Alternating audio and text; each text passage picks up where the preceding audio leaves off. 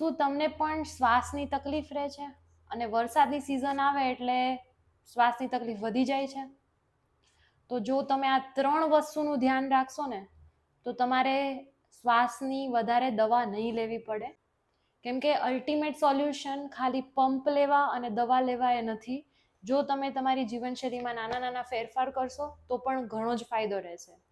3 ફેરફાર અથવા તો 3 ધ્યાનમાં રાખવા જેવી બાબત. પહેલી છે, સૌથી પહેલી, કે ક્યારેય કબજિયાત રહેવા ના દો. જો કબજિયાત રહેશે તો શ્વાસની તકલીફ વધારે થશે. બીજી અને સૌથી મેઇન વાત છે કે પાચન શક્તિ એ સારી રાખો તમારી.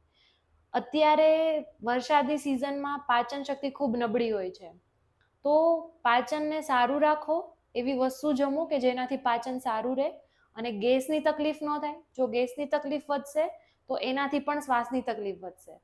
અને ત્રીજી વાત છે કે ઠંડા પદાર્થો કે ઠંડી વસ્તુઓથી તો ખૂબ જ દૂર રહો, કેમ કે જો ઠંડી વસ્તુઓનું સેવન કરશો શ્વાસનળી રૂંધાઈ જશે, કફ વધશે શરીરમાં, એનાથી શ્વાસનળી રૂંધાઈ જશે અને એના લીધે શ્વાસની તકલીફ વધશે.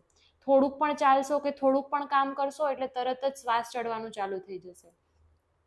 નાની લાગતી આ 3 બાબત છે પણ ખૂબ જ ઇમ્પોર્ટન્ટ છે તમારા માટે, જો આ 3 વસ્તુઓનું પાલન સરખી રીતે કરવામાં આવે તો.